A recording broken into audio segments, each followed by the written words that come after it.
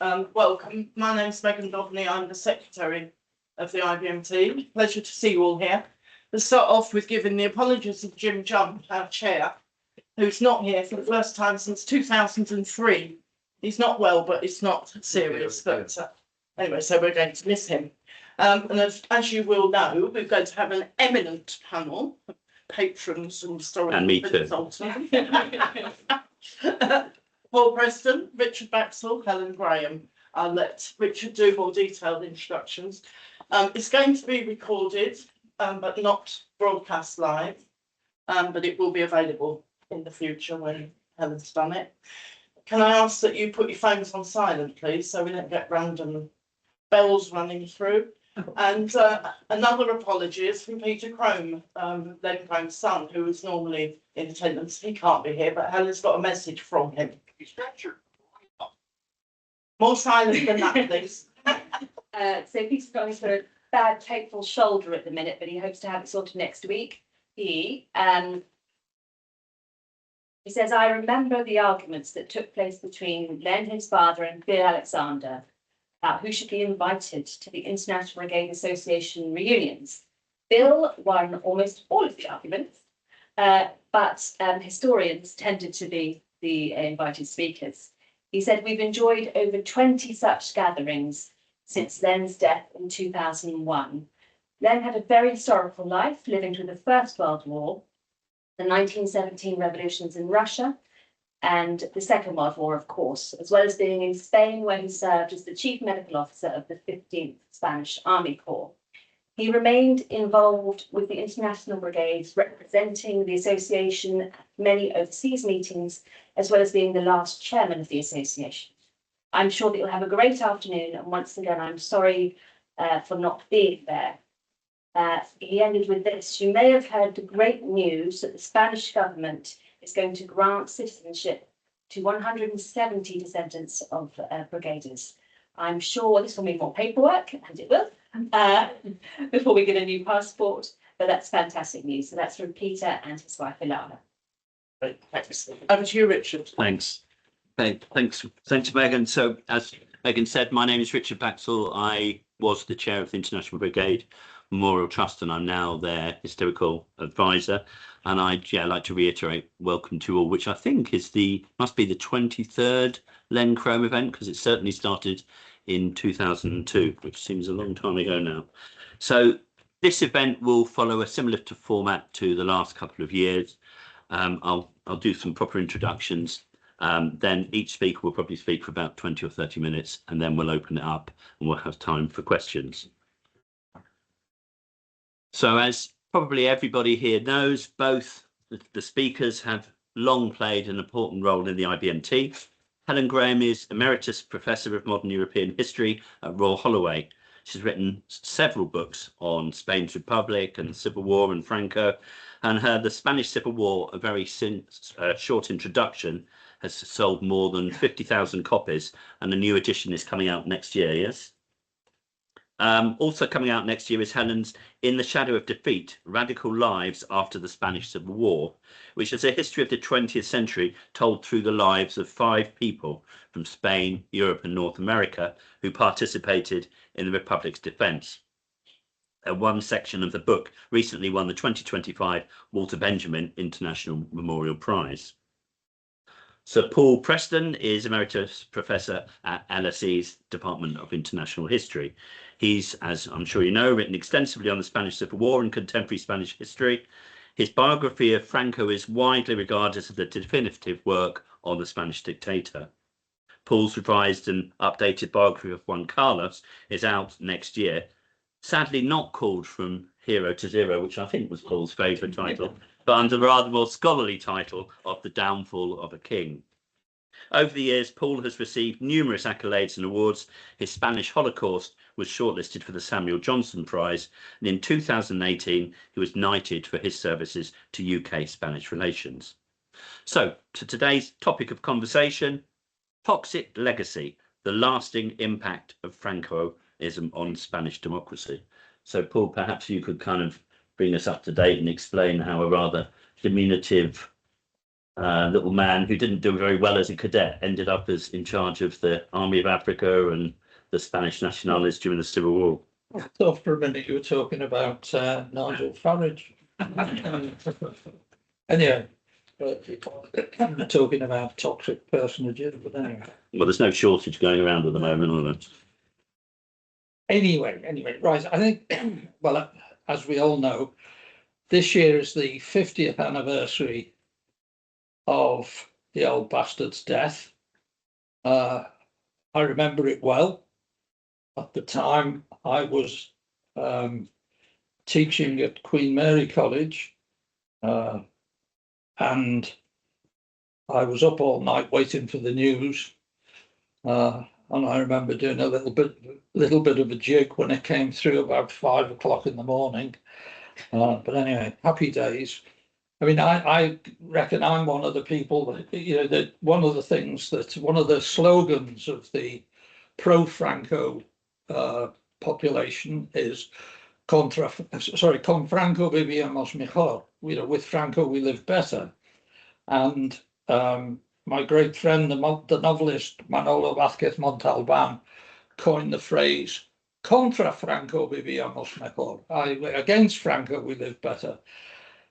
And in a sense, it was true. I mean, I lived in Spain for the last 6 years of Franco's dictatorship, and it was good to have a cause. It was good to have something, although occasionally he got thumped by the civil guard, but apart from that, it was good to have a cause. Anyway, so the first thing I want to say is, I understood, I mean, Richard just put it much better. I'd understood that we were, dearly beloved, we were gathered here today to talk about Franco's toxic legacy.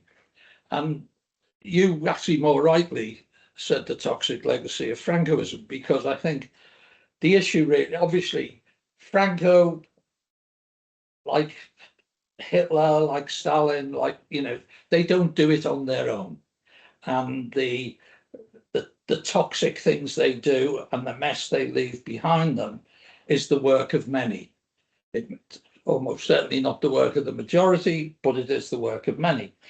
And my views on this, obviously, there's a lot about it in my biography of Franco, but also there's a lot because of, as I learned more over the years, in my book, Architects of Terror, which would lead me to say, really, what we're looking at here is the toxic legacy of Franco and his cronies, because obviously, there were a group of people. Franco, one thing we can say about him, without any hesitation, I think, is he was not an ideas man.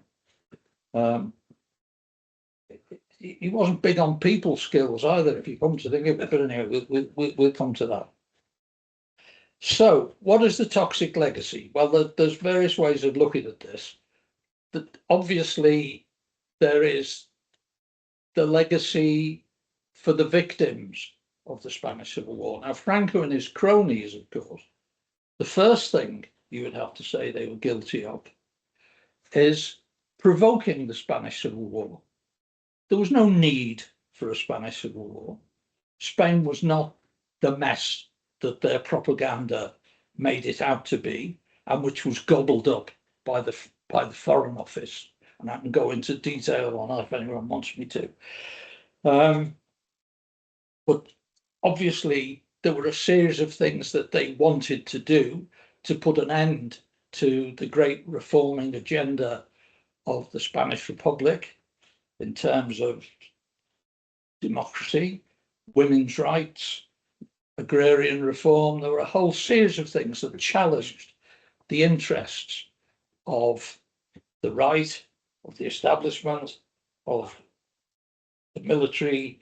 So that was the first thing, provoking the Spanish Civil War.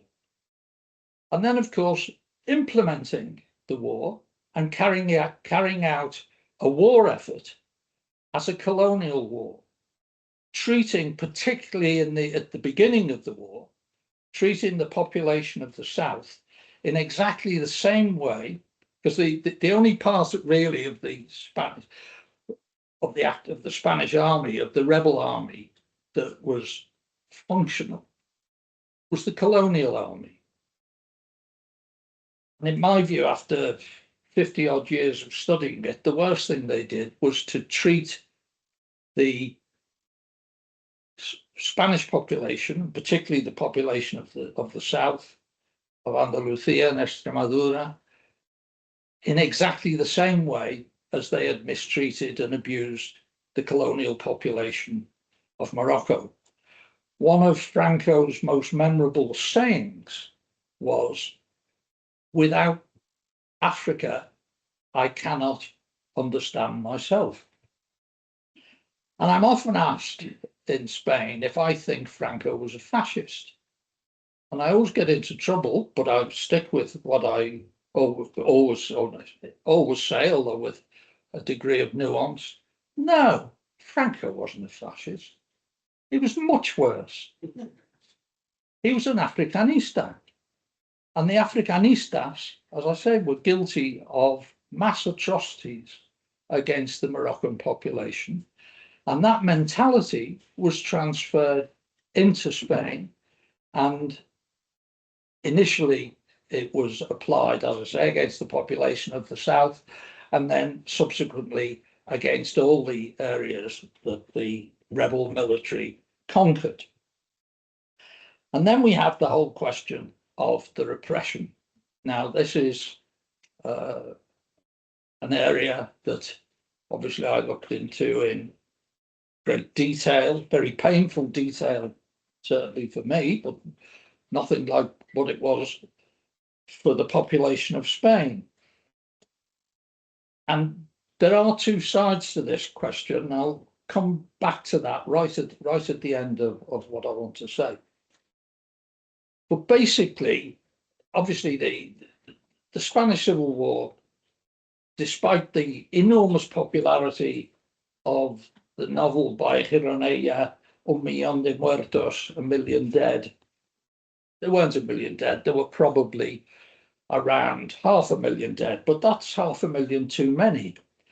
But the actual murders, or the deaths, unnecessary deaths of unarmed civilians, run to, in my calculations and those of the Spanish specialists on this that I worked with for many years, at least 130,000 Republican dead.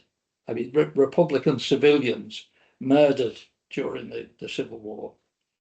And almost certainly, I say only, and I use the word only because it's,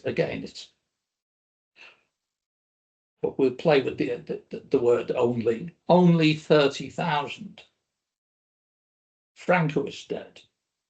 Now that's 30,000 too many, but clearly there's a huge difference. And part of in a sense, the toxic legacy is the idea that both sides suffered equally, and that's clearly not the case. And again, I'll come on to that in a second.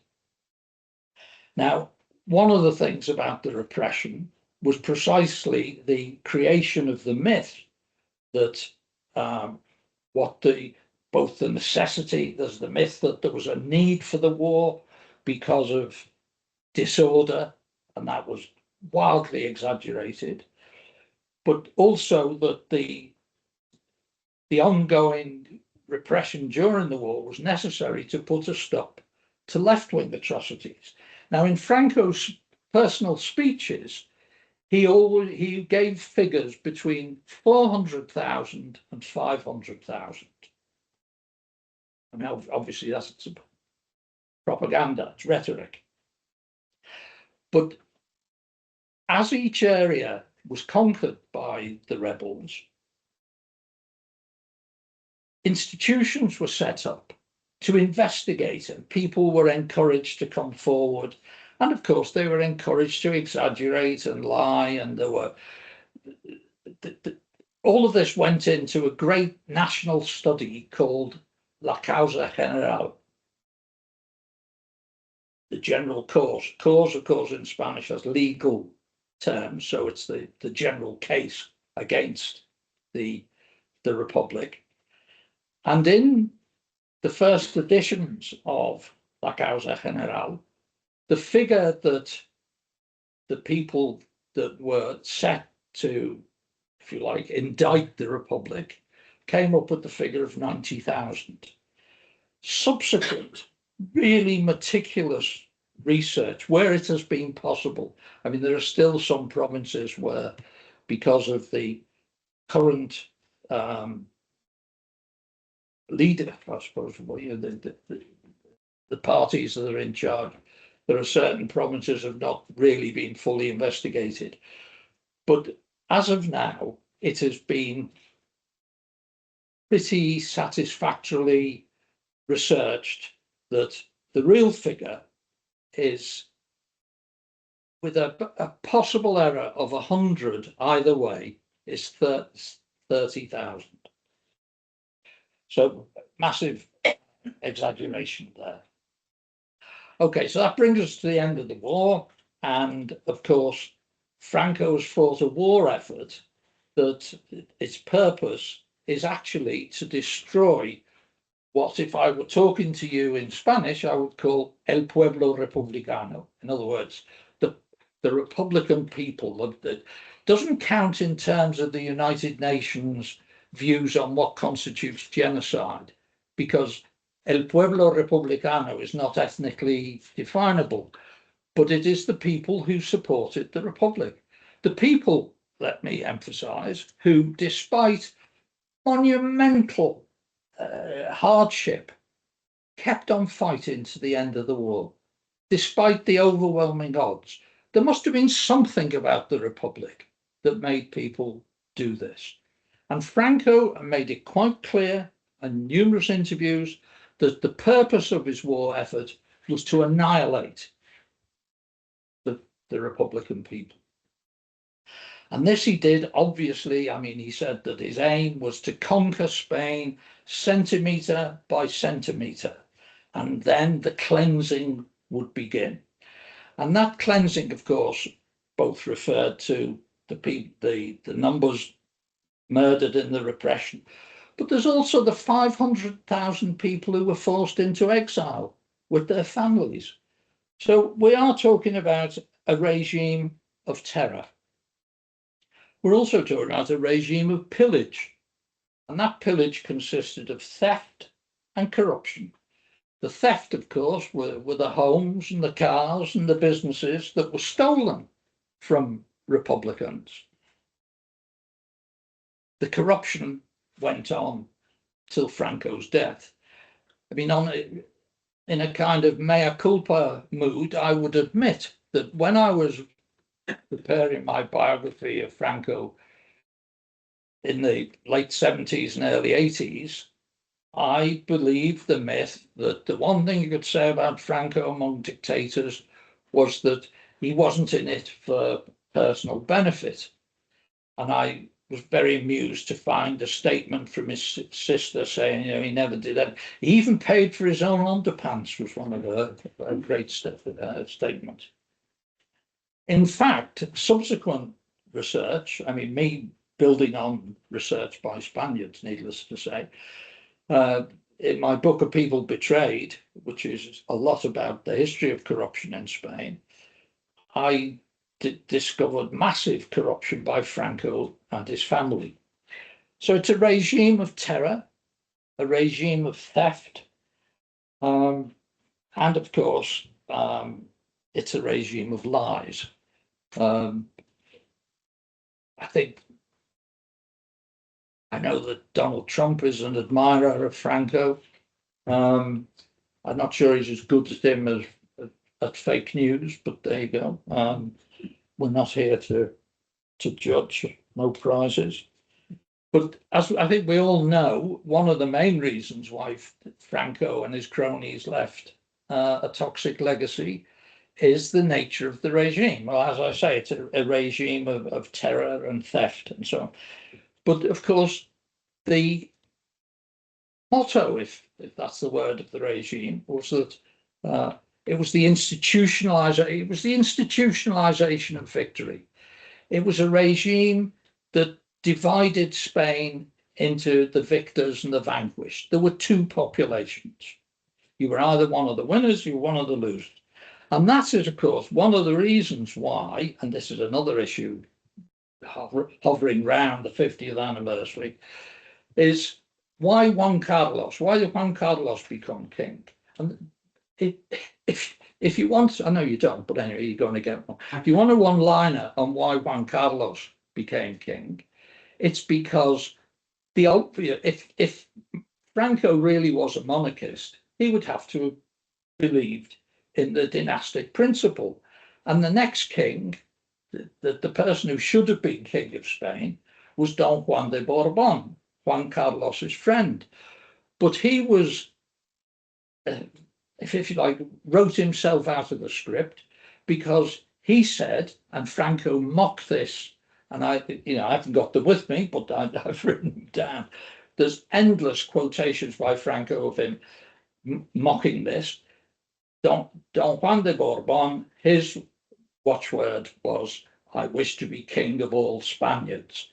To which Franco would say, "How can you be king of all Spaniards? That means being king of the scum that we wiped out of Spain during our crusade." It was never a civil war for them; it was a crusade. So there was an investment in terror, and one of the things that kept Franco in power over all those years was that he was able to, like an investment banker, to live on the returns. He lived on the returns of terror. And this is one of the toxic legacies, that the immediate victims, the families of the dead, the families of those, of course, who were never allowed to mourn them, the families that forced into exile, that led, there was a population, a significant part of the population, and I remember from when I lived in Spain, that were just not allowed, or did not allow themselves to talk about it. The children of Republicans were sent off to school told, "Do not, for Christ's sake, mention that we are Republicans." So that's part of the toxic legacy. And it's, of course, one of the things that has driven the whole memory movement and the memory wars. And then, of course, a lot of this was, if you like, institutionalized, not just through the terror, which is bad enough, but also through a very deliberate national brainwashing.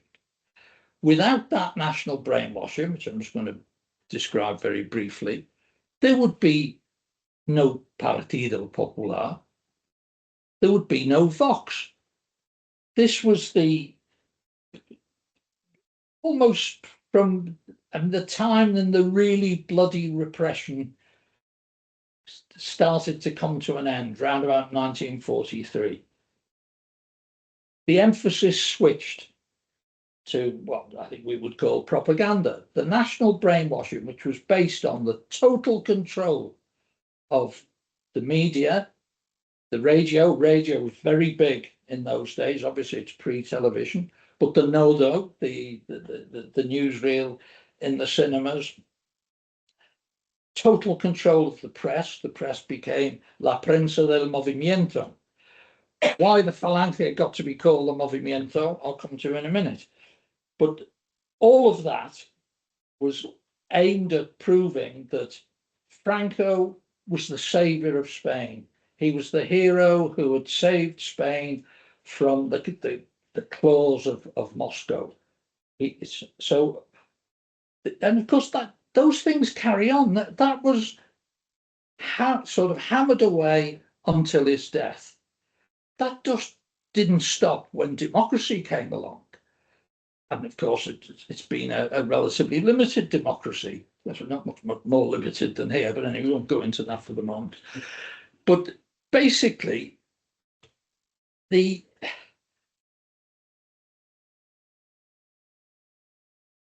when democracy first came back, and it was the UCD and Suarez. Suarez, it was not in Suarez's interest to start slagging off Francoism. And even when the socialists came into power in 1982, they didn't either. The democratic parties, precisely because they were democratic, were not about to start a counter brainwashing. There was no counter toxic legacy. There was nothing, no equivalent of cleansing or re-cleansing the minds that had been poisoned by Franco's toxic brainwashing. And the thing about the national brainwashing and its impact, and really the basis of the toxic legacy, was the extent to which it perpetrated myths that come back to this day. The myth that Franco was a general of genius. Well, he wasn't. Given the distribution of forces, someone like Rommel or even Montgomery would have won the Spanish Civil War in about 3 months. The reason it took 3 years was going back to the conquer Spain centimetre by centimetre and cleanse it of the Republican population. So Franco was a pretty mediocre general, but the support he had, and not just from Hitler and Mussolini, you know, let's hear a cheer for Neville Chamberlain here. But anyway, we'll leave that for the moment. Another major myth is the man who outwitted Hitler. Well, you need to read Hitler's memoirs to know the memoirs, his recollections to Martin Bormann. Franco was gagging to get into the Second World War, to join in the distribution of the spoils, but he didn't have enough to offer. So again, long story, and if you're interested in the story, I've written it down in lots of places. Also, one of the myths of the national brainwashing is Franco, the man behind the economic boom of the 1960s. Now, Franco's notions of economy or economics basically boiled down, as he said in one interview, my wife had a few savings and I often used to have a chat with her bank manager, and that was it.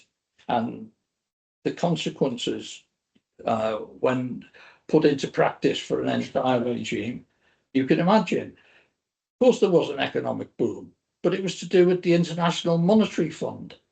It was to do with the technocratas of the technocrats, I should say, of the Opus Dei. But again, another long story. This is why all my books are so long. But anyway, back to the beginning. So here we are with the anniversary.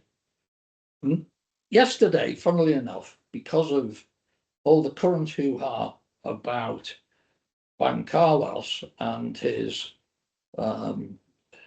memoir are coming out next week in France, and there've been various interviews. Anyway, I was speaking to one of the most distinguished journalists in Spain, a woman called Ana Romero, and she actually, again, long story, but she took early retirement and wrote a history thesis.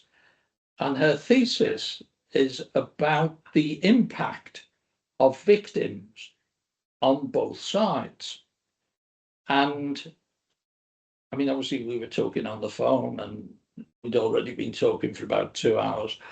And she was pushing the point, the pain for both sides is equal, that her experience in interviewing people, and you know, I could think of various arguments against it, but it's true. Who am I to say that if the anarchist murdered someone in Barcelona, that the family didn't suffer? Of course it did. So again, on that point, I would take it back to one of the very first things I said today, that the central part of Franco's toxic legacy, or of Franco and his cronies, is what they contributed to creating or making possible an unnecessary civil war. And that's me finished, I'm glad to say. Right. All yours. Thank you, Paul.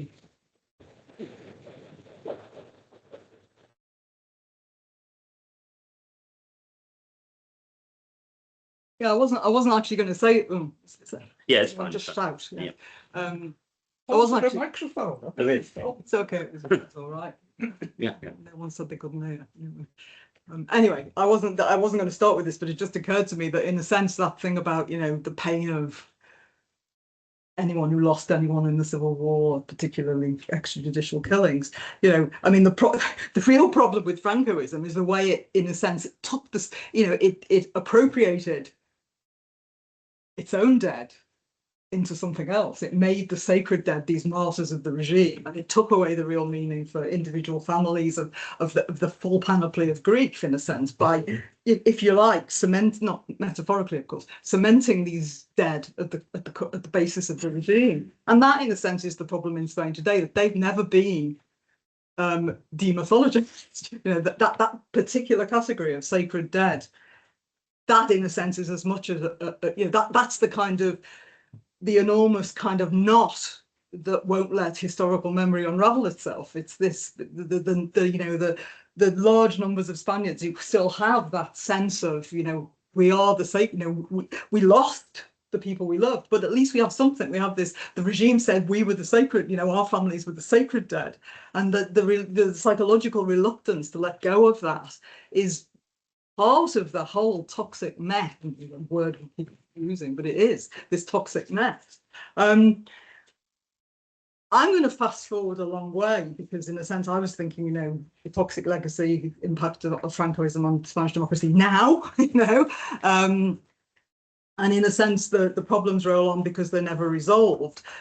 In a sense, you might say that there is, in, you know, whether you're looking at the Popular Party, the long incumbency, or Vox, which is effectively to say the same thing, really, because there's no ideological clear distinction between the two. I mean, they all meet each other, they talk to each other, they go to each other's dinners, they, you know, they are one and the same thing. Vox was an electoral strategy to save the PP from the wages of its corruption, you know, in the well, we'll talk about that later, but anyway, there isn't much difference between the two. But today, what are they doing?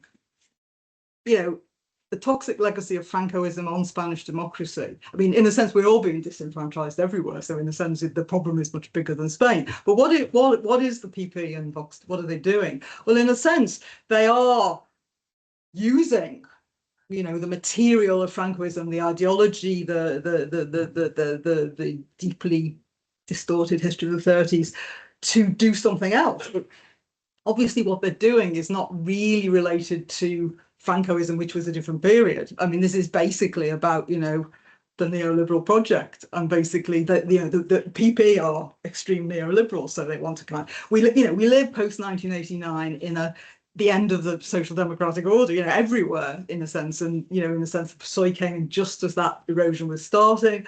But basically, they're using, you know, they are manipulating the whole, you know, dressing up box of Francoism in order to, you know, to manipulate electorates, fear. You know, we live in a period of economic depression, which is endless, you know, austerity, etc., you know, different constituency. How can they manipulate them?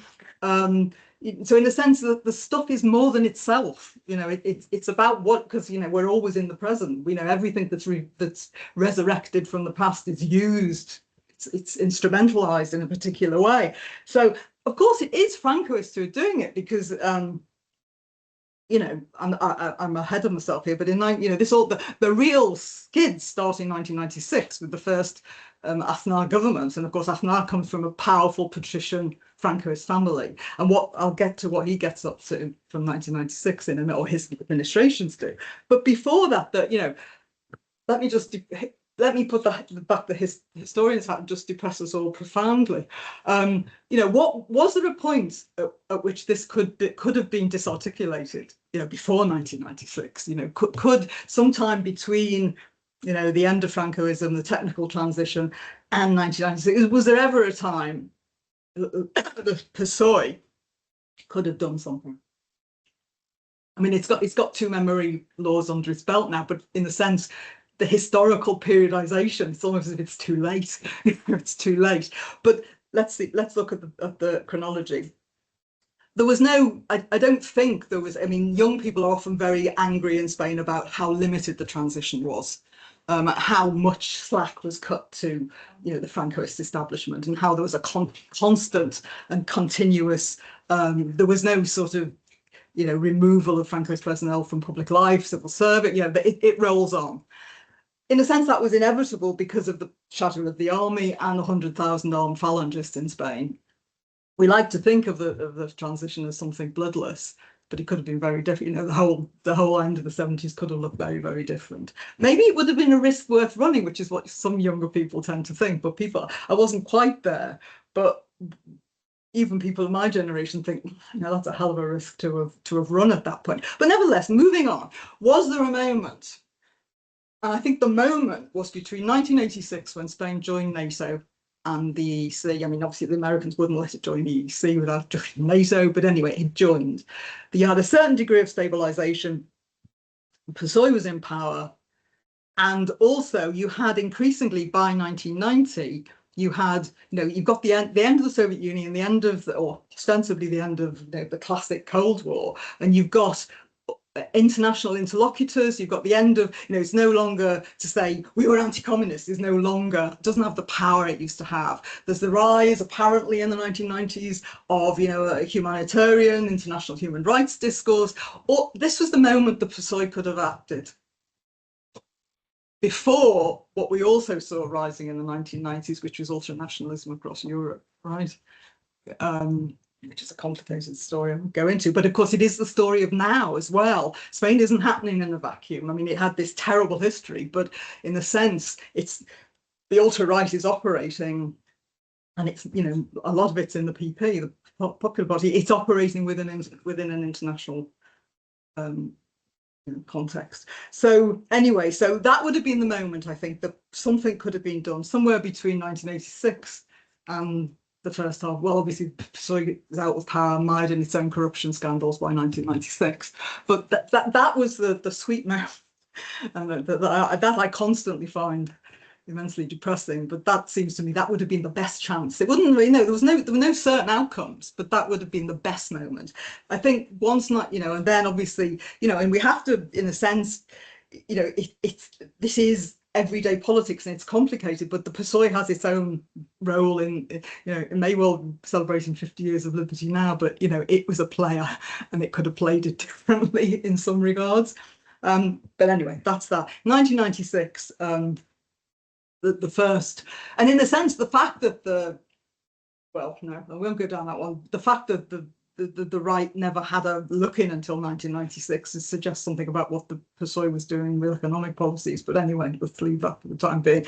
1996, Aznar, of a patrician Francoist family. What does he do? He does four interconnected things, it seems to me. Looking back as a historian, I mean, I'm not a politologist and I don't do now, but looking back at the four things he did, obviously this is the point at which the hard Francoist ideology comes back. Not that, well, we were all, not that we were all guilty, but that it was, Francoism, created plenty modern industrial society, so let's forget about anything else. No, Aznar goes back to it was the left that was the problem in the 30s. They generated the war. They were peace killers. Yeah, I'm not saying this is the ethos which is emerging already by that 1996.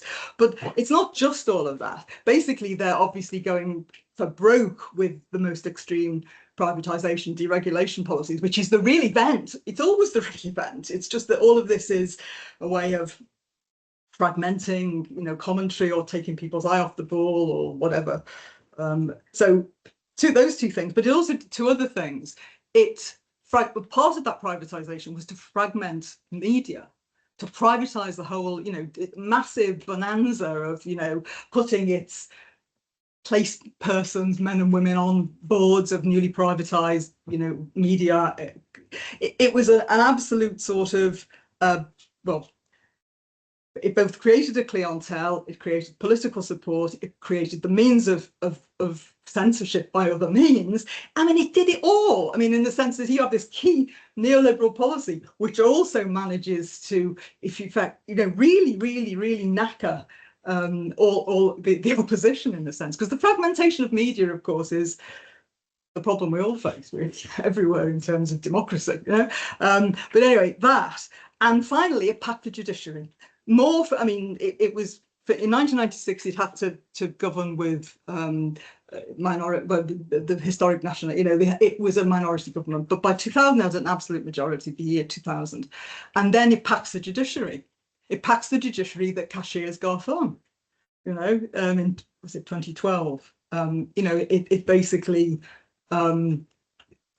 This is a playbook we see in many places regarding many different aspects of policy. But it seems to me that that is the beginning of the real erosion, and it's being carried out by Francoists who are not in any way really reconstructed. So in a sense, that really does take us forward to.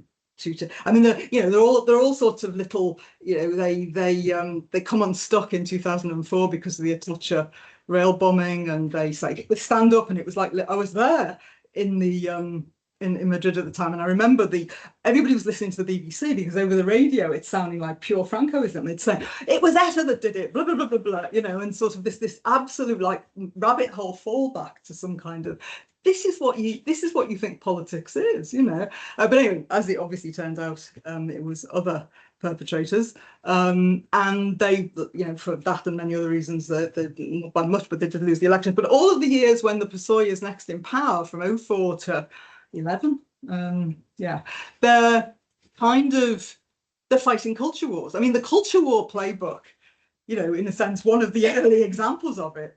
Or earlier examples of it is Spain, the bussing in to Madrid, whole coachloads of provincial Catholic family associations to protest everything that the Zapatero government is doing, from and the real core issues are about constraints being put on public funding for private Catholic schools. That's the big issue. But of course, the banner is same-sex marriage or your whatever other flavour of thing that the conservative core don't like. But anyway, so they're actually mobilising culture wars, and in a sense, the hard Francoist rhetoric that we still hear from in the areas of PP/Vox strength is basically it's a set of strategies, and it's not the truth content, it's what it's doing. It's actually what this language is actually doing. So when I use the very powerful and fairly toxic in herself president of the Madrid Autonomous Community, Isabel Ayuso says, they came for the cross on the Valle de los Caídos. Will it be the church down the street next? I don't really believe she believes that. That's the first thing. But actually, it's what impact that's having. And what it's actually cohering by way of because obviously the objective is to get back into power and then cut the remainder of public services. I mean, in a sense, but this is all very powerful sort of electoral current day political machinery, and Vox emerges in 2013. I mean, I'm sure there are people who know far more about that than I do, but as an observer, it was very clear that it seems to me it was very clear it was linked to the PP. The PP was looking to counteract its electoral slide because of corruption. Because, in a sense, one of the real legacies of Francoism in the post-1978 political system is, clientelism, corruption, and some areas and some parties are worse than others, but there are honest politicians everywhere, and there's an awful lot of sleaze. Why would you stop at Spain there? But in a sense, it was a big inheritor, a big kind of component of what was inherited. But basically, Vox is an electoral maneuver, as far as I can see. It's a way to attract disaffected voters back to, because obviously if you look at abstention, I mean, I don't have them in my head, but abstention rates are, as they are in the West generally, high. But Vox was an attempt to kind of bring people back to the to the voting booths. It's very difficult. I mean, the PP, has a lot of different people in it, but as soon as they start talking about Spanish history, or anybody who's a talking head starts talking in public about Spanish history, then it's very, it's very hard to see much difference between Vox and the PP. I mean, I am told by people who work on this that there's the site, the Vox is now doing the more kind of European ultra-right sort of model of talking about, cosmopolitan elites in Brussels, and talking about, thinking about international enemies rather than Spanish history and the Republic and whatever. I don't think the two things are necessary, because if all of this is just technicals, how you manage to get where you go, it doesn't matter. You mix it all around and whatever works in whatever combination. Have I depressed you? But in a sense, it seems to me that the toxic legacy is that it wasn't diffused at that moment. Sadly, and I'm sure the clarity of 2020 vision is only the kind of distortion of hindsight. But it certainly was that time, 86 to the early 90s, when something more could have been done. But the history of the PSOE at that point as almost institutionalized party that had been in power so long that it was bad for it, so nothing happened. That was the moment. That was the sweet moment. And in a sense, after 1996, I think the right has played it very shrewdly. And of course, it's not just what it did; it's about the international context. But I think we need. There's a debate in Spain. I'm going to stop now, but there is a debate and it's got a progressive media circles now in Spain about how much of the kind of ultra-right now is actually about Franco, and is it not just joining the company in Europe and the West? I mean, obviously there's lots of you could look at Aznar as a neocon playbook. I don't know how much that there is now quite a lot of contact with the States, but I don't know how much there was across this. I don't work on this. How much there was. I'm going to investigate it actually, because it's kind of relevant to the stuff on the Franco regime I'm doing now. But anyway, but it seems to me that at the moment it's very late, and the difference, why, and this I will finish, but why it might be.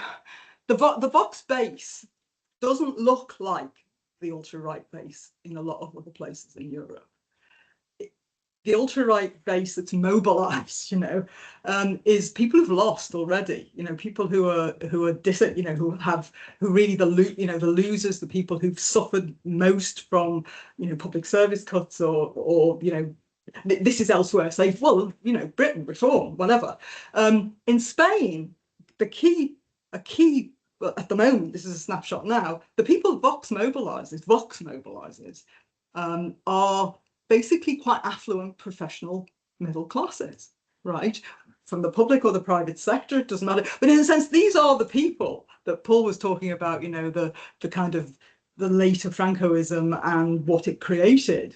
Well, in a sense, it did create this class of people, this class of people. And this is why I always take, never quite happy with brainwashing, because yes, there was a lot of it, because if you haven't got exposure to alternatives, you believe what you're told. But a lot of people had a lot of self-interest in perpetuating, in the sense a lot of the Spanish population did quite well out of Francoism. They did. I mean, if we don't admit that, then we won't understand why we're now. But there's a continuity, I think, there. We know I'm saying families, but because this is cross-generational, but there is a continuity between that mentality and that sort of white collar middle class that Francoism created in Spain, and which rolls on in various shapes and forms, and where we are today and who it is that Vox is speaking to. Including university historians, but that's another story. But so it's not like the kind of ultra populism that you get. It is populist, but you're not. It's speaking to different kinds of people at the moment than elsewhere in Europe, like reform, for example. I'm not saying reform doesn't have well-heeled voters, I'm sure it does, but you know, you take a big picture, what does the big picture look like? And you know, it's more dangerous than anywhere else in Europe, because you know, Spain wasn't a belligerent in the Second World War. Europe was never occupied, sorry, Spain was never occupied by the Nazis and fascism like much of Europe was, and that's always meant there's a bigger divide between a sort of mainstream right, however economically right wing, and the ultra right, making them very reluctant to make alliances with self-declared fascists. In Spain, none of those inhibitions obtain, none of them. You know, Spain was never truly denazified. You know, in the 1980s, you could still see various resident Nazis and collaborators, you know, singing the praises of things on television. Leon de Grelle, things I remember. Anyway, so it's a very that's a very depressing note to end on. But in the sense, because of Spain's idiosyncrasy, its specific history, it is perhaps more dangerous than elsewhere in Europe. I mean, you know, that's crystal ball stuff, and I'm not going to take responsibility for the, you know, what it may not be, but there's a real issue about the porosity, the porousness between all kinds of right and fascists in Spain, because you know there isn't that inhibition, there isn't that history, and in a sense, if you know there had been, I don't think Aznar could have started what he started in '96. Anyway, Edition. So depressed the assembled company. Yes. You gave me the brief, folks. Too cheery, too cheery talk. Can I just roll it back a little bit to what you were saying earlier, Paul, when you were talking about Franco not being a fascist, but something much worse, and defining him as an Africanista.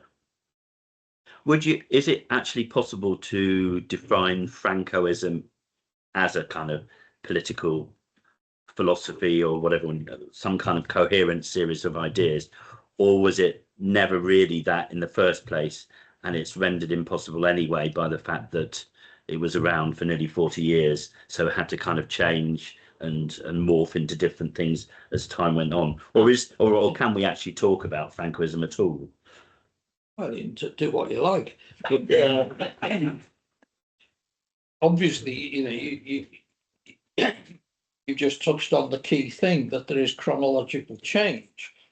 So, you know, the Francoism of, I mean, in the conquered areas, it's always difficult to put a, you know, date on it. But even if we just assume that it begins in in April 1939, or you know, the places it begins in August of 1936. But anyway,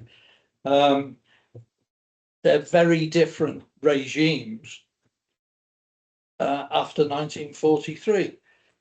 I mean, and of course, Franco, and if we go on, his pronouncements, it is riddled with contradictions. So, you know, I think it's fair to say, speaking, you know, with my international history, you know, my diplomatic history hat on, up to 1943, you know, still very much part of, I mean, never formally part of the Axis, but to all intents and purposes, gagging to be a formal member.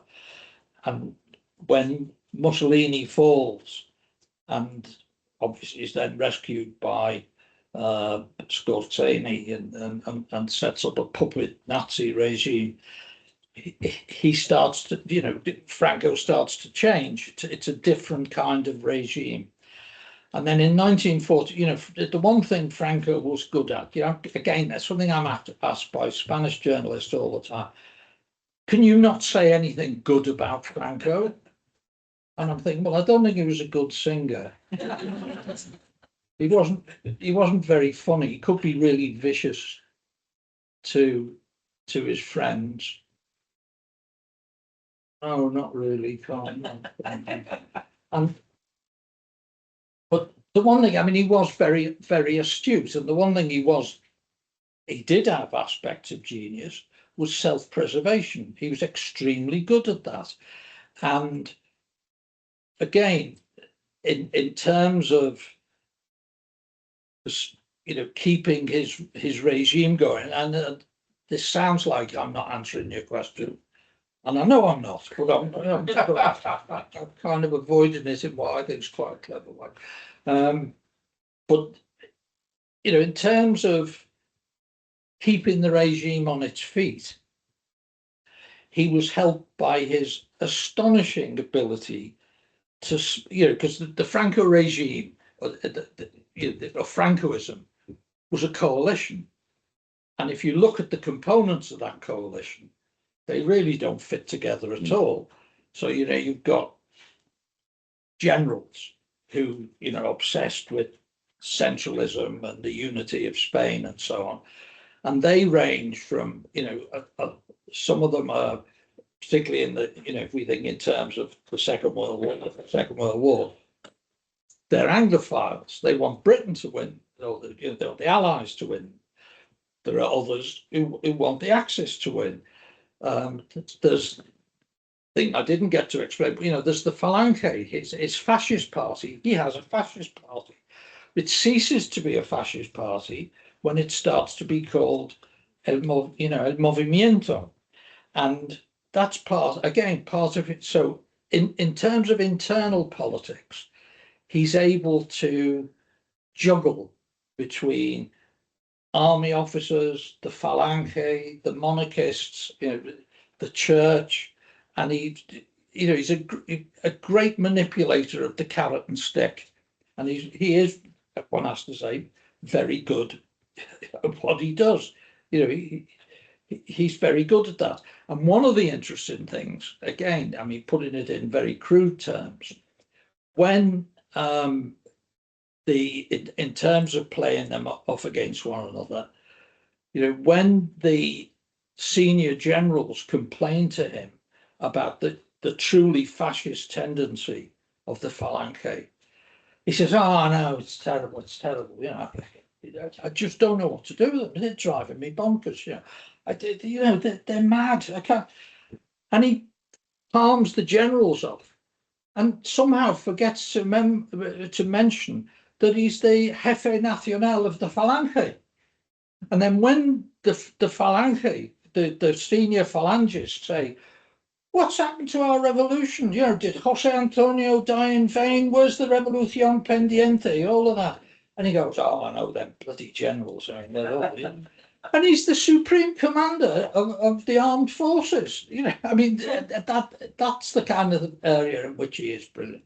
And again, as I mentioned very early on, before you'd all woken up, that about the monarchist Franco.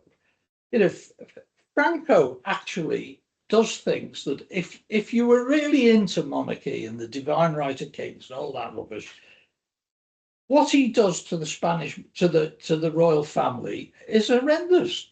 He says he's not having any of that dynastic lineage stuff.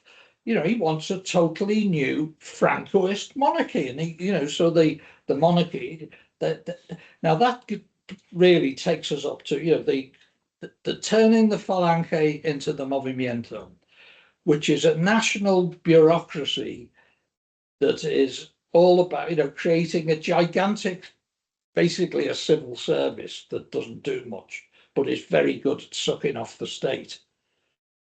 So that's the Movimiento. He seduces, just picking up on what Helen was saying, yes, of course, there's a huge class of people who benefit from Francoism. The people who believed that he was saviour of Spain were only too glad to be told he was saviour of Spain to justify what they were doing. There was what once upon a time we used to call the Pact of Blood, that and one way of keeping his lot together was by terrifying them with talk about what the Reds would do if they ever came back, if we ever let them come back. We daren't. They're going to kill us all in our beds. So the evolution makes it extremely difficult to come up with a simple definition. And when you do try a definition, they're unsatisfactory. Well, certainly to me, fascist it for the reasons I stated, doesn't really do it. It might work for a very brief period. Authoritarian, military authoritarian, well, again, doesn't really do it. One of the reasons why fascist doesn't do it is because there is a kind of novelty element to fascism. You know, there's a part of the rhetoric of true fascism. Because, I mean, I'm inhibited. You know, I used to give courses on academic courses on fascism, which are stultifying, and let me say. You know, how do you define fascism? And there's all these, you have to come up with all these factors. And part of it's to do with their approach to the economy. And is it really, how does it relate to, the establishment and the old powers? And Franco was not into that side of it at all, despite his conversations with his wife's bank manager. And so, it does evolve, and there comes a point, and it's maybe, as I say, first big change is 1945. He's got to survive immediately. I mean, there's meetings of the United Nations denouncing his regime as part of the Axis fascists. And this is when he removes the Falange from the government and so on, starts changing the nature of the Falange. 1947, there's the Ley de Sucesión, when Spain is turned into a monarchy, which is actually, if you read the documents, they are truly comical. You know, that Franco has the powers of a medieval king. And why not, says his crony Carrero Blanco, because you are more than a king. You have created a kingdom, and the actual wording, as I say, well, for me anyway, it's quite comical. So that's 1947. Then 1951, the Pact of Madrid. He makes a deal with the Americans because the American military, which is convinced that there's going to be a Soviet invasion, sees Spain as the last redoubt. We're going to have to fight back from behind the Pyrenees. What's great about Spain, apart from the Pyrenees and a railway system that would prevent anybody's armies, Stalin's or Hitler's, getting very far, is basically it's a huge aircraft carrier with access to the Mediterranean, with access to the Atlantic. So that's another big deal. Makes him respectable, and of course his image makers are able to show him as the equal of Eisenhower, all the photographs. So that's a big moment. And then there comes, towards the end of the 1950s, early 1960s, there's the economic stagnation, and that's when the International Monetary Fund has to step in, and this is the point at which he is denouncing the Pope as a Freemason. Franco is out of it. I mean, by this stage, he's actually reached the age that most people would retire. And he wants to get on with the serious business of hunting, watching the telly. And this is true. I'm not making this up. This is absolutely true. The amount of time that he spends on these activities is very, very considerable. He's only too glad to leave the real business of government to López Relo, Carrero Blanco, and to this crowd. So how do you define the regime? It's a developmental dictatorship from 1959 onwards. It constantly changes. There isn't one overarching definition. Totalitarian. Sorry? Totalitarian. It could be defined as totalitarian all the way. Just partly a fascist totalitarian regime and then not, after it abandons autarky in the late 1940s. Well, there you go. Yeah. But I mean, I'm not hung up on definitions, but I mean, I do think that we have to get to grips maybe not here and now, but one day and actually see that we can define it as one thing. Do you think that's possible? I think it is. Well, if you look at what happens in its prisons from 1940 all the way to the late, well, I say the late 1970s, not because I don't have a grip on chronology, but the prisons went on like that. I think you can start to see it's a surveillance, it's a security state, it's a surveillance. You know, you talked about the apartheid that went on and on and on in different ways. I mean, obviously, the prison population changes from the hard core of repression in the 1940s to the 1960s. It's full of migrants from the south who don't make it on the new, economic frontier. But in a sense, the obsession with, because it's not just, I mean, Franco is this cookie character in some ways, but there's Francoism, and they're still obsessed with the fear of losing control that took them into that military coup in 1936. The enemy is mass society, really, but they're still obsessed with keeping Who's control. they though? Well, basically all of the coalition, all of the groups who are part of that, who you can say, as Raymond Codd did, the Fellowship of Blood, but that doesn't work so well. Yeah, it works well enough, but they want to keep a kind of a firm grip on the Spanish population, and particularly those they don't.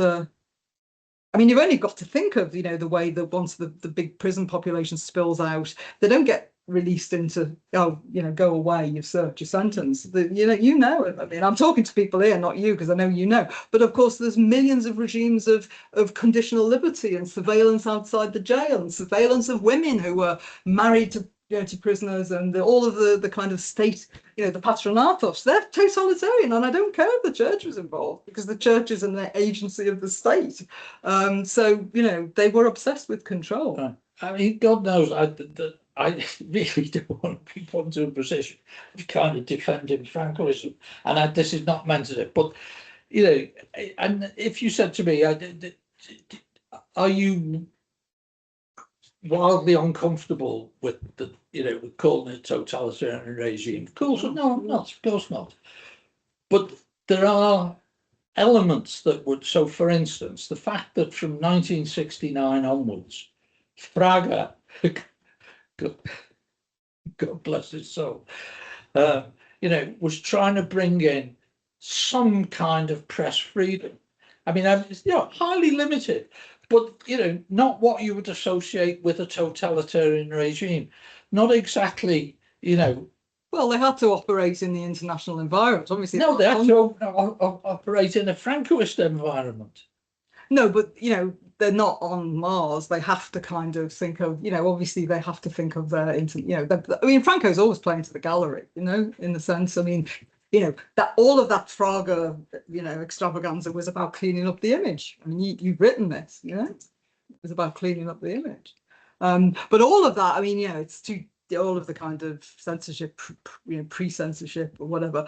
In a sense, there are ways in which the regime by the late 1960s isn't interested in elite production, or elite novels or poetry or this or that or the other. But it was, it had an iron grip of anything that was going to reach a mass audience, even so. And I think the way in which the Fraga, that all of that machinery worked was very differential depending on what kind of cultural product it was, So I think it doesn't gainsay the point I'm making about their obsession with control, I mean, which Fallon just says it in, when they're changing the, Franco's, if you look at the way the vagrancy legislation, anti-vagrancy legislation, the only Republican law that they kept on books in under Franco in order to kind of manipulate and control population, it's about preventative detention. Basically, it allowed them to, basically detain people without trial or without conviction or whatever.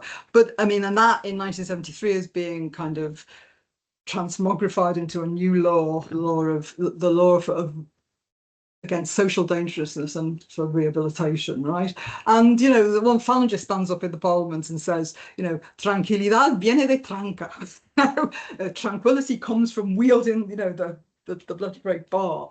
I think they were obsessed. I think everyone in that coalition was obsessed with that in different ways. They have different ideological flavorings, blah, blah, blah, blah. But they're all, in a sense, the Fellowship of Blood has given way to this, to this this kind of fear of losing control. Because that, what presumably goes right back to the coup. They were, that was a military coup against social change. I mean, trying to, to push everything back and keep control, so that everything would look like, Burgos forever, some, tiny provincial town, and obviously it was they were on a hide into nothing for obvious reasons, although, you could. If you look into, the continuities in political elites in Spain, it's remarkable the degree to which, North Castile is kind of represented as this kind of little sort of hermetically sealed sort of copula post-Franco, sort of thing rolls forward. Anyway, that's another story. So, we can agree to differ, but I think control they were obsessed by, and they never ceased to be. Garrote Ville to 1975, that seems to me an indication of an obsession with control, not only executing people, but executing people in that way, and comprensa, with the press, in attendance. I mean, it doesn't bear thinking about really, although obviously that's what we're here to think. But all of these things, it's all about perspective, and perspective is a lot to do with where you're standing. Well, obviously, and how far back you're standing. So you can go. There are details that sort of undermine a particular generalization. That's always the problem. So if we move ahead to something else you were saying, about the chagrin that lots of us felt that so little was done to remedy the, if you like, the wounds of Francoism. That clearly wasn't going to happen before 1982. I mean, I still think the transition, such as it was pretty miraculous, given the context in which it had to happen. The power of the armed forces, the way they'd been, the training in the academies, which was all about, that the armed forces were not about defending Spain from external enemies, but from the internal enemy. The power of the Grises, La Policía Armada, the civil guard, very different from the apparently benevolent traffic cops that they transmogrified into. All of that. And of course, the defeat of the Tequerazo wasn't the end of Golpismo. There were attempts on politicians, there were politicians being. There's a kind of minuet being danced out between the extreme right and ETA, but there are various attempts on Juan Carlos's life, right up to the end of the 1980s. So and again, I don't know what point it was legitimate to say that the PSOE was derelict in its duty. I can remember having a Barney with Alfonso Guerra one day, precisely about this. I mean, it must have been about, I can't remember when it was, must have been about 1986, saying to him, why aren't you doing something about, the people falsely tried, clearing their record? And he was going, you had no idea of the complications involved and so on. And after about an hour of excuses, I kind of needed to go and have a lie down. So. I mean, obviously the party changed dramatically. I mean, I wasn't talking about pre-1986 anyway. I'm talking about the time. And obviously the moment is also given by what's going on internationally. That's why that was the moment, because Spain's not, it's not in this isolation totally. But I mean, obviously the PSOE changed a lot after, Well, it changes a lot because of joining the European economic community, which is a big deal. It is, but I meant in 1982. I mean, obviously, as well as I do that when it won the elections, given the concept of politics in Spain in 1982 was Francoist. You joined the party. That was one that you see it as a transmission belt to professional sort of success and plenty or whatever. So you remember Carmen Garcia Blois, was a membership officer who was awash with all of these new requests for membership of the PSOE and what would happen. To some extent that changes the party. as well. And I think the lack, I mean, you know, whatever Alfonso Guerra wanted, but the lack of yeah, I take the point about the military the underlying, but I think after 1986, that's still less of an issue. But obviously the party didn't, I think, you know, it bought in quite genuinely to this idea that, you know, we can just leave all of that and move forward. You know, what people who didn't buy into that, you know, with the Francoist conservative establishment is still there, you know. Well, there's also an issue which I think gets forgotten a lot of the time, which is that, you know, we're talking here as if we know what Spaniards think, you know, as if we somehow can talk about popular opinion and so on. You know, it's like, why did the Red Wall vote the way it did in British, you know, all it's extremely difficult. And one of the issues is that, you know, most people, for want of a better phrase, ordinary people, what their main interests aren't what they think of Francoism and what the PSOE has or hasn't done. It's llegar al final de mes, you know, get to the end of the month, not be in debt, make sure the kids have got a school to go to, make sure there's food on the table. And that is a pretty all-consuming business.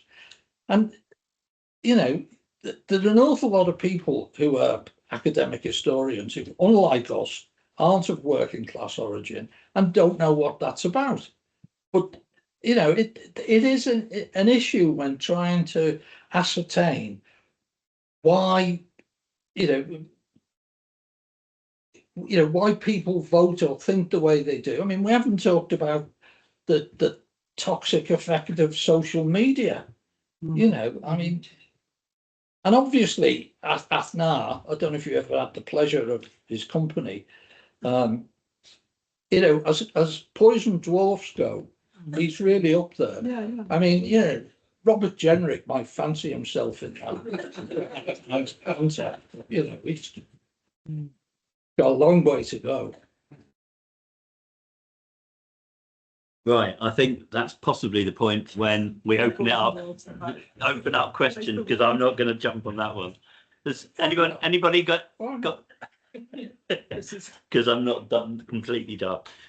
Any questions? Yes. I'd like to ask Helen what you think of Pedro Sanchez, because you spoke only about the PP and everything else. And now Sanchez is in power. Do you think he's doing a good job? Did you hear that at the back? The questions, but yeah, okay. That's probably a better one for Paul, really. I don't know the man. He is you know, he's holding the line, shall we say. But obviously, you know, the next elections are not that far away, and you know, everything that I've been talking about is basically in play precisely because of those. I like him very much. I found with Spanish friends who are not supporters of PSOE, they hate him with such an incredible passion. For reasons that they say? Like we hate Thatcher, they have that same feeling for reason. Do they expand on their reason? Or they just think he's a communist, that he's going to take over. Oh, right. Well, that tells us more about your friend. That's not what I thought you were going to say. I need to have words with you about the company you keep. These are friends of friends. He says quickly. Why do you think they think that? Oh, I think because of the press. Right. Okay. Yeah. I mean, yeah. I mean, but that goes, you know, 1996. And just said also social media. Yeah. And so there's a great hate campaign. Yeah. Well, if you want to know what I think, well, Yeah, I do. I actually think that under mind-bogglingly difficult circumstances, Pedro Sanchez has done and is doing a remarkable job. Now, inevitably, that has involved doing things that have seriously annoyed the left. So, and some of those things have also even more annoyed the right. So, for instance, accommodation with Catalan nationalists in order to stay in power. And, you know, at one level, you could, I can see why people don't like that. Of course not. But on the other hand, what was the alternative? Because if he'd not held the line there, what would have come in and like Trump in America, not been, you know, in any hurry to come out again, irrespective of election results. So, you know, he's a pragmatist. You know, I think he's a realist. That limits his ambitions, but I think he's been pretty good. I mean, you know, I have to confess, I don't follow Spanish politics day to day in the way I once did, for all kinds of reasons. Spend more time going to hospitals, but anyway. But overall, and I mean, I don't know him well, but the couple of times I've met him and talked. I mean, I once, when I was more active at the LSE, had him for a debate on Catalan nationalism. And I thought then that he was too conservative for my taste. And in retrospect, I think he was absolutely right. I think I hadn't, as I did shortly after I came, you know, I had tended to be pretty pro-Catalan nationalism, simply for the same reason I think everybody should have the right to, you know, vote for what they want, you know, whether they want to be Spanish or Catalan or British or Welsh or, you know, whatever.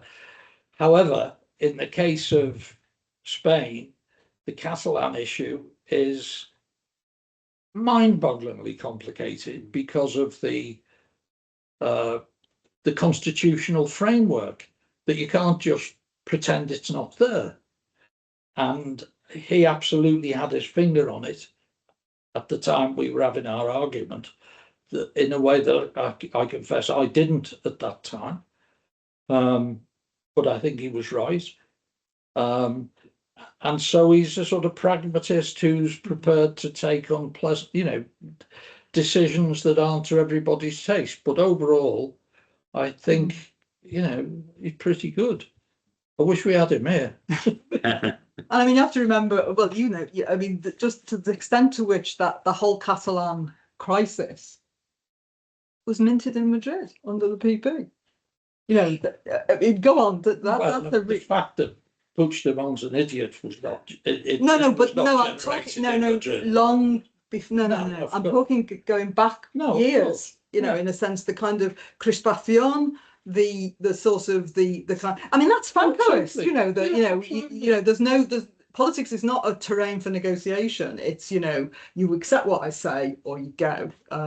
So in a sense, and just the general the bile. I mean, just the bile of those years before we get to, you know, several years before we get to 2017. You know, so I mean, I'm not a nationalist of any sort of flavour, but obviously things are. There's a dynamic process, and I remember, I mean, talking to, you know, sort of, talking. I mean, not after, not going for the plebiscite, not afterwards, but before, the years before. You know, speaking to, you know, somebody who was very, you know, an EU bureaucrat, not of no great sort of power or anything, but going on about as if there was, when all of that hit the fan, as if there was only one nationalism in the room, and it was Catalan. You know, and it takes your breath away. Not Madrid, you know, not this 10-year tiroteo, you know, whatever. But if that was an EU bureaucrat, that's very strange, because he was forgetting the problems in Belgium, the problems in France, the problems in Italy, all of the, you know. No, but I'm using, well, I'm not who the person was, but it was. I'm just pointing that in a sense, the way in which the kind of external perception is, you know, the Madrid isn't a national, you know, that what was going on there. I mean, I'm not saying you can't say that this is what the EU thought, you know, but that there was a sense of the movers here and the kind of the disruptors are the Catalans. when, you know, at that point, yes, but you know, what led to that process of endless erosion, you know, that was a Madrid production. It really was. The distortion of the whole thing for Yeah. electoral purposes by first the PP. PP, yeah. But then, I mean, Vox, how did Vox come into being? It's partly that they were able to play Yeah. on the Catalan thing, but they were also a reaction to the massive corruption of the Partido Socialista de Andalucía. You know, the PSOE in the south was rotten. I'm really sorry to say it, but that was the case.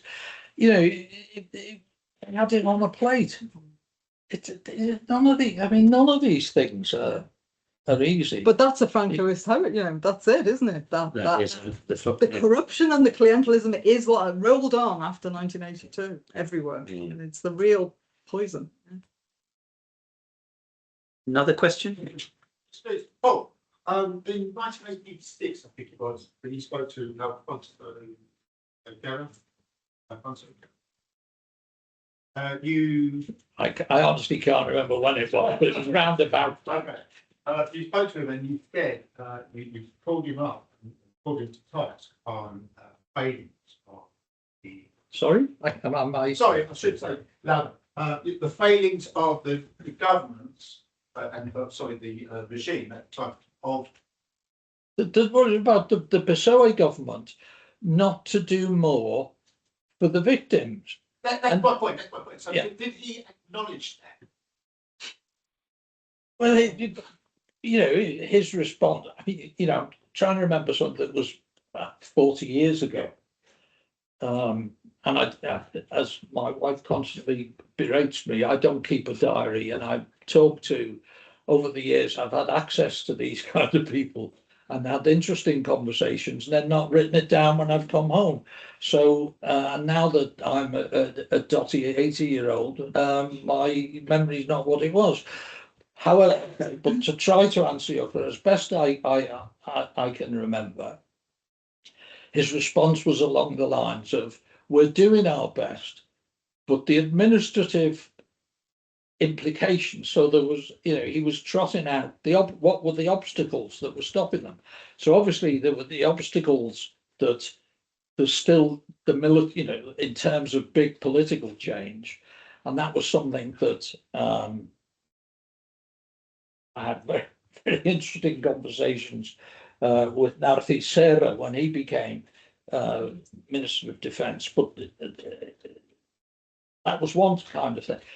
The thing I was talking to him about was the fact that there were literally, I mean, there are hundreds of thousands of fake convictions of people. People had criminal records in the Spanish justice system for, you know, of crimes against the state and so on. It was all invented. And his argument was that trying to resolve this was massive, and that there were certain priorities. So there were things like the theft. So there was a lot of, you know, there was a massive theft. And one of the things was the refinancing of newspapers of the left came from the closing down of the Movimiento, because the Prensa del Movimiento was then restructured. And so El Socialista, which of course never really became, which was a really great newspaper during the Republic, never really became a whatever you call it, you know, a significant sale, you know, didn't have significant sales circulation. And Mundo Obrero, they come in, you know, there were all these kind of issues, but legally doing something about them was mind-bogglingly complicated. So, I mean, one of the issues that I remember we did talk about was the Negrín family. I mean, Juan Negrín, the very great Spanish prime minister, came from a very rich family in the Canary Islands, and a lot of the property of the family had passed, you know, it had been a supermarket and this, that, you know, trying to work out how to compensate the fact, you know, and he was saying these things, you know, they're all priorities. I mean, with someone I've written about, a small biography of, Margarita Nelken, who was the socialist equivalent of Passionaria. You know, she had a very flat on the Castellana in Madrid that was full of signed first editions from people like Galdós. Had, you know, Goya's, she had a paint, she was an art expert, a painting collection was mine. That was all looted. And I know for a fact, because I know the family very well, they, you know, they got bugger all in the way of, you know, so there were practical arguments, should we say, you know, whether that justifies them, I don't know, you know. I mean, one of the big issues that was an issue, and I'm not saying this is an issue with the necessarily with the PSOE, but I'll give you a really good example that's always irked me. There was a democratic movement within the army, the Unión Militar Democrática, which was, as you can imagine, in the Francoist army pre-1975, was a very, very small group. But it, you know, it was a small group, but of quite significant people. Julio Busquets, you know, Gabriel Cardona, you know, people who became well known thereafter. They were expelled from the army. That was sustained right through the UCD period. It was sustained. I don't think they actually, I think it was probably, it wasn't until the 90s, the mid 90s, if that they were reinstated, and they had terrible things happen to them on the, you know, and all against invented crimes against Francoist military legislation. And nothing was done about that because of fear of the army. And I think that's something that it's very difficult to calibrate how valid the fear of the military establishment is. I just don't know. But I'm, you know, if there were people who I respected who swore to me that that was the case, you know, like Narcis Serra, who did amazing things to reform the army. So I have one session. I've got one. I know that's not answered your question. I Thank you. apologize. Yeah, at the back. Yeah.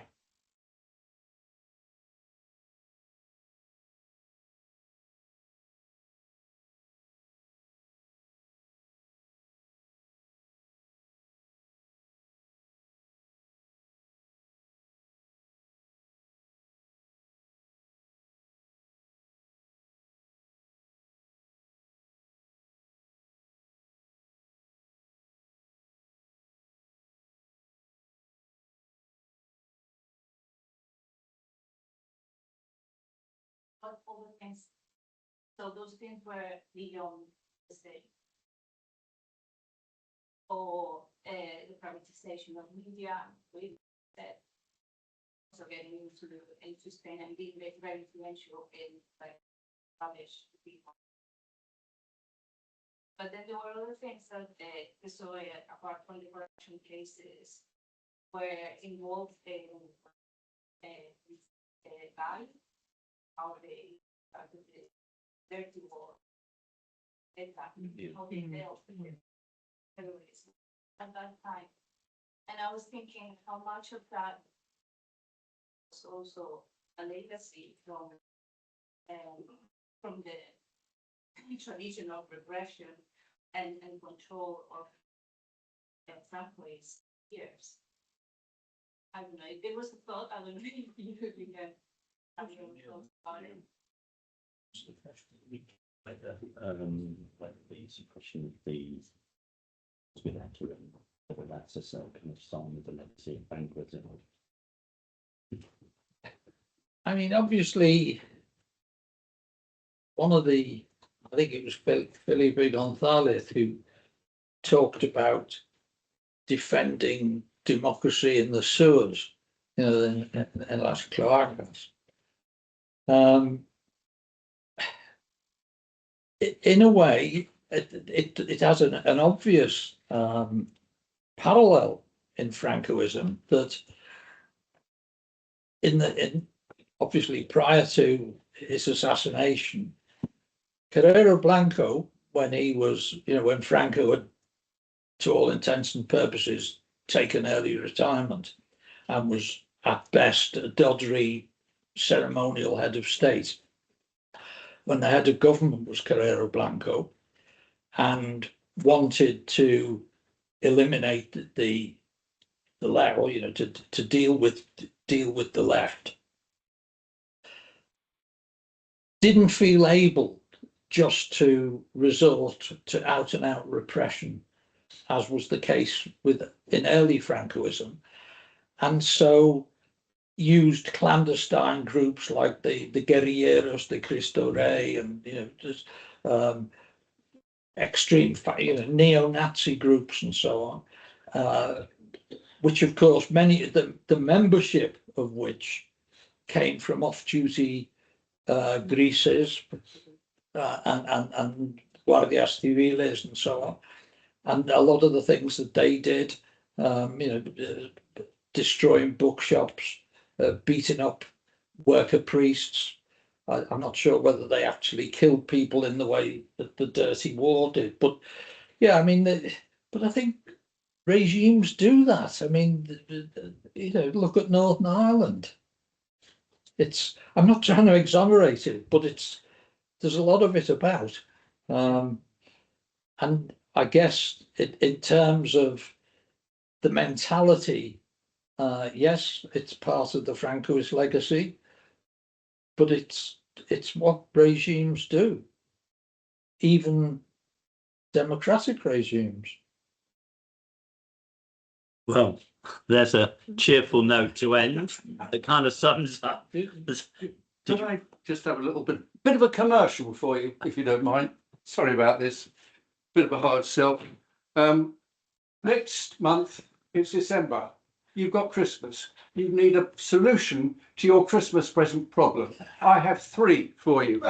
One is a book called Churchill's Spaniards. It was published last year by Lieutenant Colonel Sean Scullion, about 1,200 Spanish Republican soldiers who served in the British Army throughout World War II. They couldn't go back. A lot of their families are still here, and the descendants in London. It's coming out in paperback. This was 30 quid, cost me that. You maybe pay for it. But anyway, just to say, think about that one as it's a good read, an unusual one. There's another book, not yet published in the UK, El Espionaje Británico y Franco. And this is by Dr. Luis Orillo Sanchez. That's right. Never Yeah, you've read it anyway. And it's all. It is coming out in English. Sorry? It is coming out. It is coming out. That's my next point. Quite well. I don't know. It's like Christmas with a bit of luck. But it's about the espionage that the British used during World War II, the bribery that went on amongst those generals to keep Spain out of World War II. Because as you rightly said, it's geography. If the Germans had actually taken over, it would have locked off the South Atlantic, submarines, aircraft operating on the Canaries, shut off, we would have lost Gibraltar, everything. It was key. And they were silenced by the, what was it, the Knights of St. George. No, the Chevalier de Saint Georges. Yeah, I believe that was the name for gold sovereigns. Yeah. It's even conceivable that there are families living in Spain at the moment of those generals who are still benefiting from the amount of money that was sloshed into Spain by the UK at that particular time. And the third book, which is not yet come out, but it's being published on the 20th of November, anniversary of Franco's death, and that's by Nick Lloyd, and I think it's called Walking in the Paths of The Spanish Civil War. It's called Travels Through. Travels through. It is out now, Three yeah. options. Your Christmas presents problem is solved. You either ask for them for yourselves or you give them to other people. There we go. Right, that concludes the commercial break. Sorry about It's that. like Netflix or YouTube, isn't it? Everybody has adverts now. Okay, so thank you very much for coming, everybody. Thank you particularly to our two stalwart speakers, and I hope to see you all next year. After the conference.